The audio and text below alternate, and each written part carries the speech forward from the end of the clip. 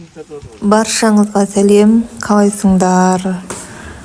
Біздің Қосбұлақ ауылдық клубының атынан және аудандық мәдениет үйінің атынан Жаңаөзен қаласы Мұнайшы мәдениет үйіндегі байқауға жолға шықтық.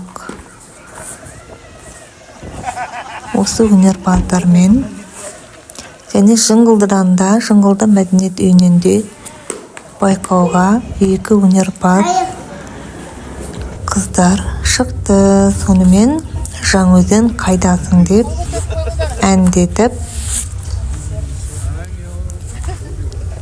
келе жатырмыз. Жолда осылай көңілді ән айтып, әңгіме айтып барды. Кішкене арасында жаңбыр жауды, күн бұлттанды, бірақ ауа райының қолайсыздығына да қараған жоқпыз.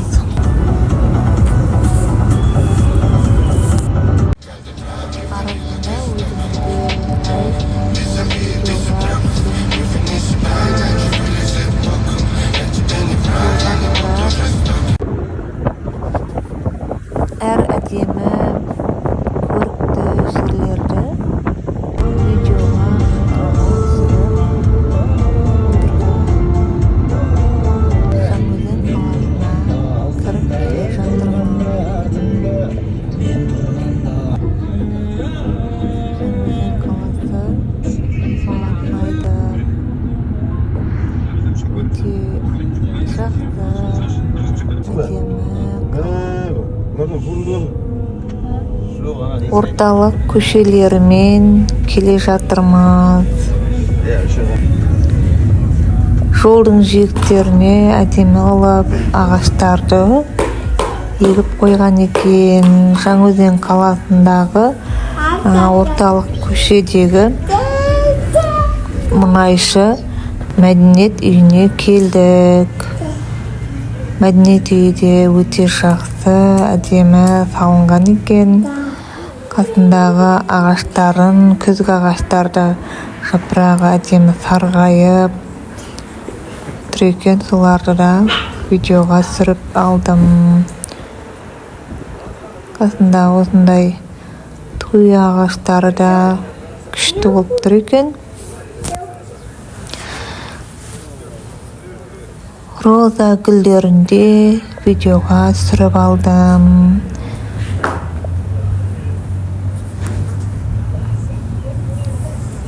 Мынау міне мәдениет үйінің алдыңғы жақ көрінісі. Бұл мәдениет үйіне кіреберіс жері. Жігіттер, қызметкерлер баннер құрып жатыр екен. Яғни бұл байқау Шәмші Қалдаяқовтың 95 жылдығына арналған байқау еді. Үлкен сахналары, көрермен отыратын сахнасы әдемі екен. Біздің қыздар да, өнерпаздар да ішіне кіріп дайындықтарын қазір жасайды. Мынау үлкен колонкілері жоғарыдан түсіп тұрған. Астың жағында да LED экрандары бар екен. Мысалы, сол болып жатқан кештің тақырыбында ұзыннан жазып қояды. Мынау біздің өнерпаздар. Өмірбек деген әншіміз, Сәттіғали, Айдана және Айжан деген әнші қыздарымыз өздерінің беттерін әрлеп, дайындалып, концерт алдындағы дайындық. Осылай дайындықтарын жүргізеді.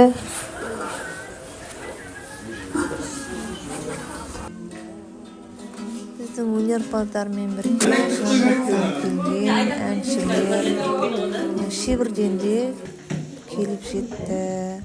Тағы да Жаңаөзеннің өзінен, Форттан, қай жерден, Жетібайдан, Бейнеуден, барлық жерден өнерпаздар жиналды. Бұйырса қазір концерт басталады. Уже баннерді әдемі қылып құрып қойыпты. Шамшы Қалдаяқовтың әдемі, енді композитор болған ноталарын жоғары қарай қағазбен іліп қойған екен. Бұл мұнайшы мәдениет үйінің коридорындағы алып хаттар. Сіздің жігіттерде, қыздарда уже дайын болып қалған сияқты. Айжанда дайын екен.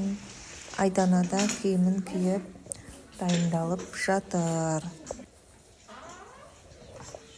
Басқа жақтың, Форттың қыздары, Ақтаудың қыздары барлығы киімдерін дайындап жатыр. Шайырда концерт болып келген. Мынау біздің жігіттер. Енді концерт басталды. Шәмшінің қиялындағы ең сұлуы осы жерде. Жүрегінде мәңгі өмір сүрді.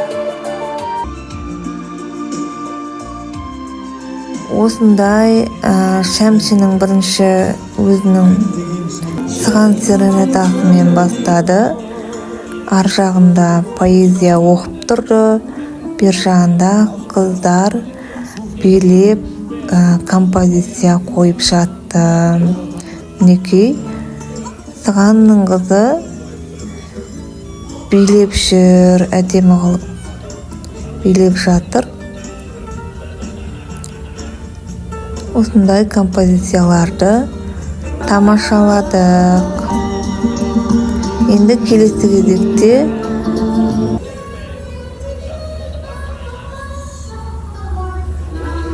осындай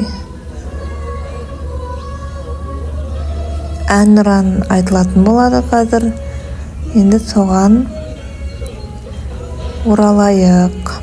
Неге менің Қазақстаным әні шырқалып жатыр.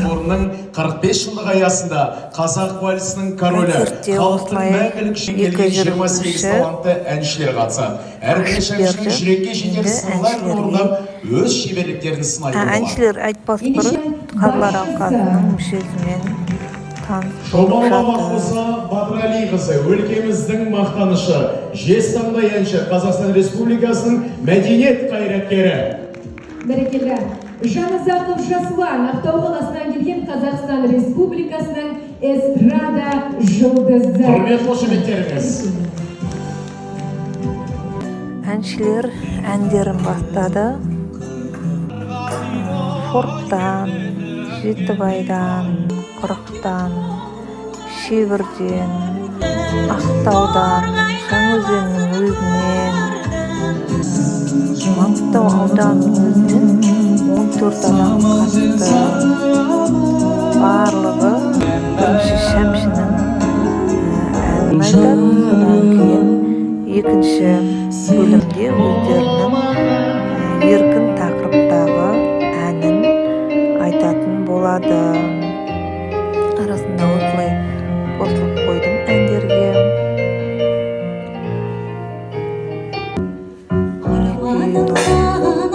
Форттан келген Көзіңне бір жігітті ұмытқаным қайда.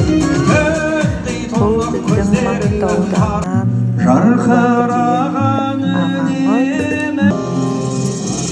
Одан кейін Үштаған ауылынан Шапағат деген әнші жігітіміз өз өнерін көрсетті. Бұл Жаңғылды ауылдық мәдениет үйінің әншісі Айдана Нұрмағамбетова айтып жатыр. Бұл Жаңаөзеннің әншісі Азамат болу керек. Азамат Сатуалдин екен.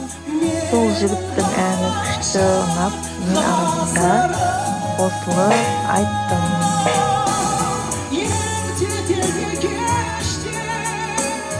Тұрасың сен есте, мен өшсем де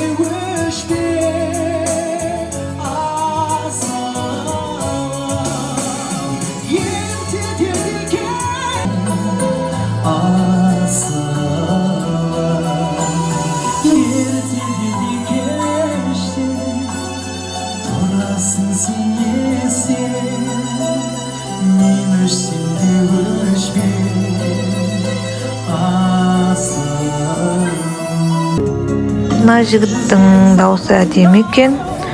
Одан кейін отан туралы әнін өте жақсы деңгейде орындады. Ал бұл шайырдікі. Шайырдың жігіті Серікбол Әділбай деген. Мына қыз қайдан келген ұмытып қалдым. Бұл Жаңаөзеннің жігіттері сияқты. Мына жігіт, бұл да сол жақтардікі сияқты. Бұл Тұщықұдықтың шебірдікі мекен. Нұрлан деген жігіт Тұщықұдықта болу керек. Ал бұл негізі аржа Айдана Жалғасбаева деген қыз. Маңғыстау ауданының сияқты. Маңғыстау ауданынан Ерхат. Мына жігіт шайырдікі. Бұл шебірдікі. Мынау біздің Қосбұлақ ауылдық клубының әншісі Өмірбек. Одан кейін Жарас Тұщықұдықтікі. Мына жігітті ұмытып қалдым кім екенін. Ал бұл біздің Қосбұлақ ауылдық клубының әншісі Сәттіғали. Мына келіншек Ақтаудікі. Мына жігітті де ұмытып тұрмын. Бұл да жаңағы Жарас, Сәттіғали Жарас. Көптеген әнші қыздар мен жігіттер, талантты, дарынды әншілер шықты. Енді Әділқазының бағасымен таныс болыңыздар.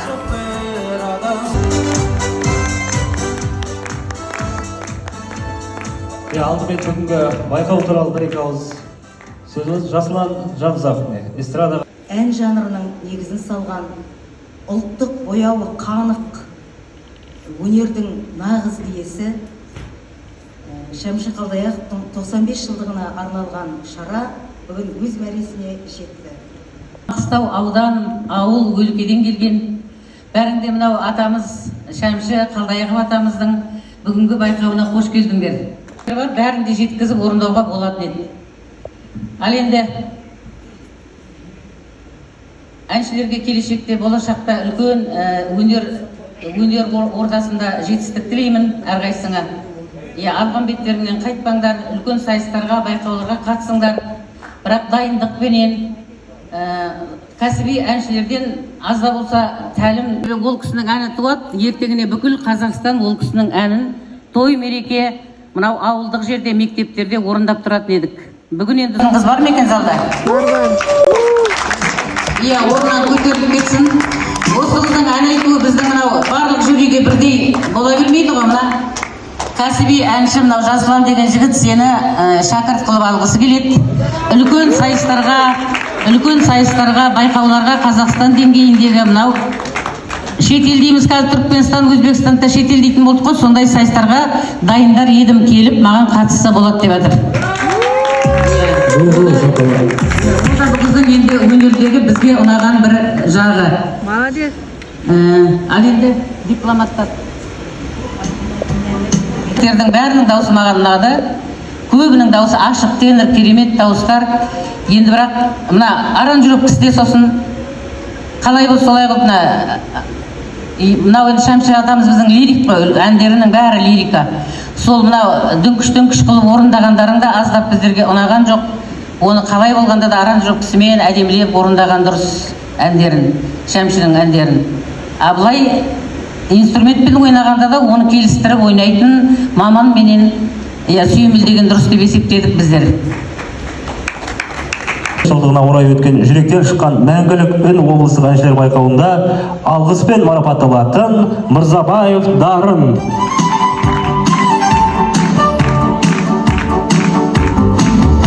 Он теңге ақшалай сыйлық. Дәл осындай мәтінде Жалғасбаева Айдана қатысқан үшін алғыс 10 теңге ақшалай.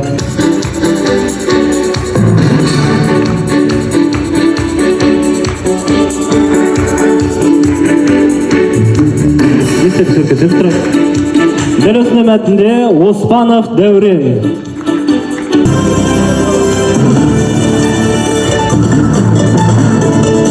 дәл осындай мәтінде Отарбаев Сәбит.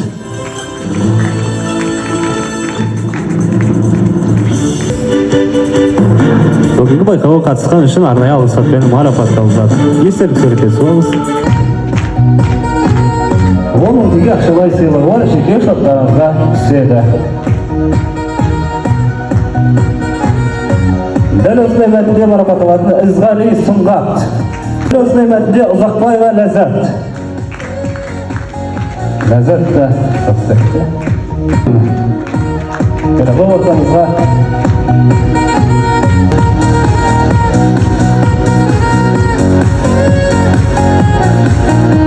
дәл осындай мәтінде алғыс хатпен марапатталатын Кенжеғали Құрман.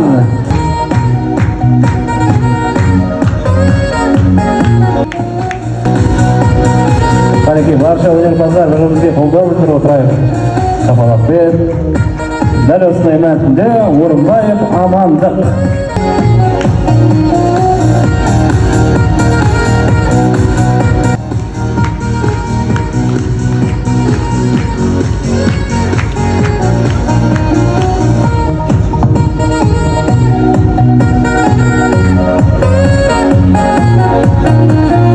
Дәл осындай мәтінде алғыс хатқа ие болған Демекханов Бекзат.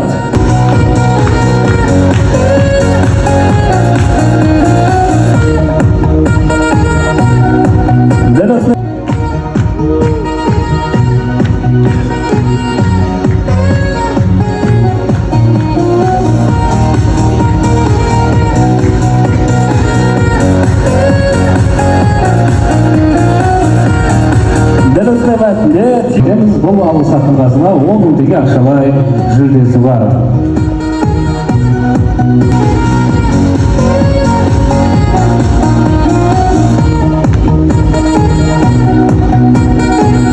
Дәл осындай мәтінде алғыс хатқа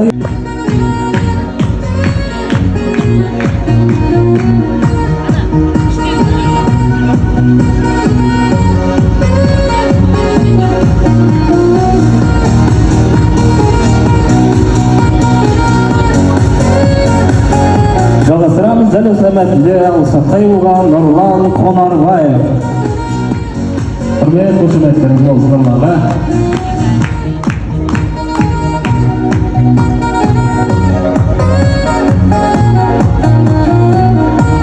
болған фамилиясы түсінісінде Мөлдір дейді. Мөлдір бар ма қаптаңызда?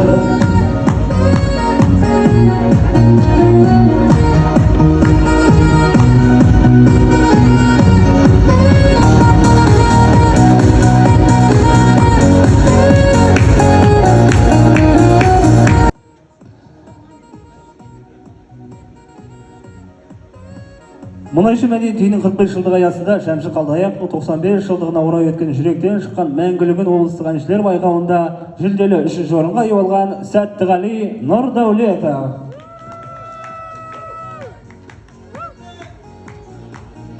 Арнайы 50 мың теңге ақшалай сыйлығымен құтты болсын.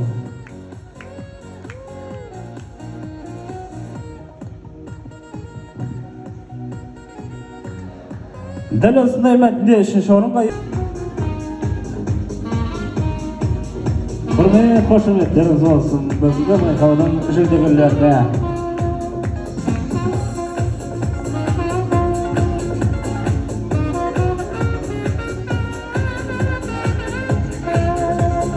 Жалғастырамыз. 2-ші орынға ие болған Сәулебай Фархат.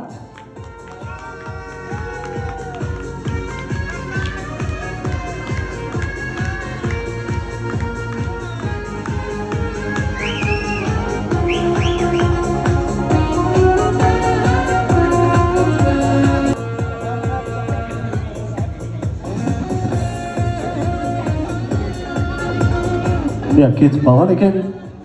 2-ші орынға ие болған дәл осындай мәтінде Жалғас Ырысбек.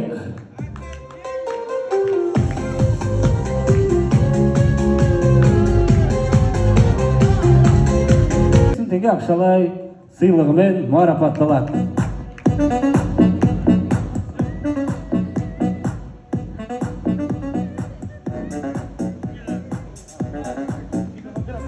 болатын, бірақ енді жаңағы қойған біздің ұпайларымыз тең келгендіктен бірінші орынды екі адамға бір енді сыйын тең бөліп алады деп есептейміз.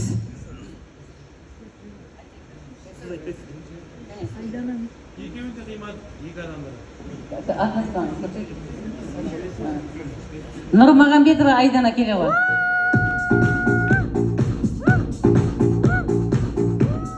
Орындау шеберлігі ерекше, ән жеткізу өте керемет болды. Біздер төменде өте рақаттанып тыңдадық. Бұл қызды Жасұлан өзіне шәкірт қылып алам деп таңдап отыр. Құтты болсын қызым.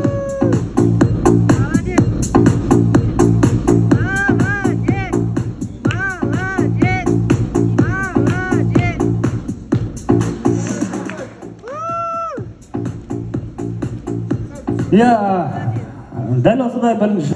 Бұл жүлденің қаржысы теңдей бөлінеді. Екі адамға жаңа ғана Мақбұза апамыз айтқандай.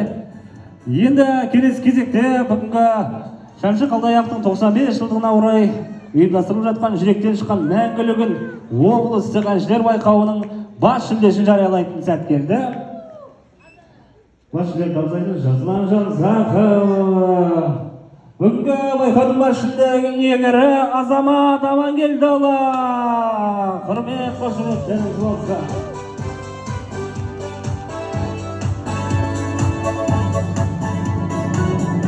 200 мың теңге ақшалай сыйлығымен құтты болсын деген тілегіміз бар.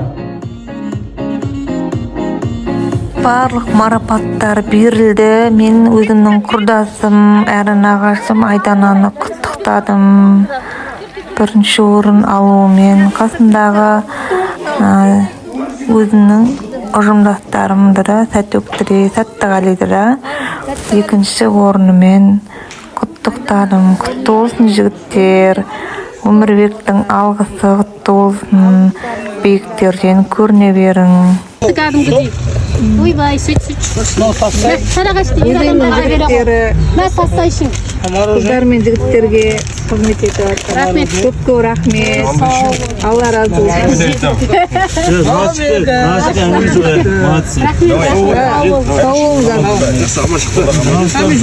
Осылай концерт біткеннен кейін ауылға жол тарттық.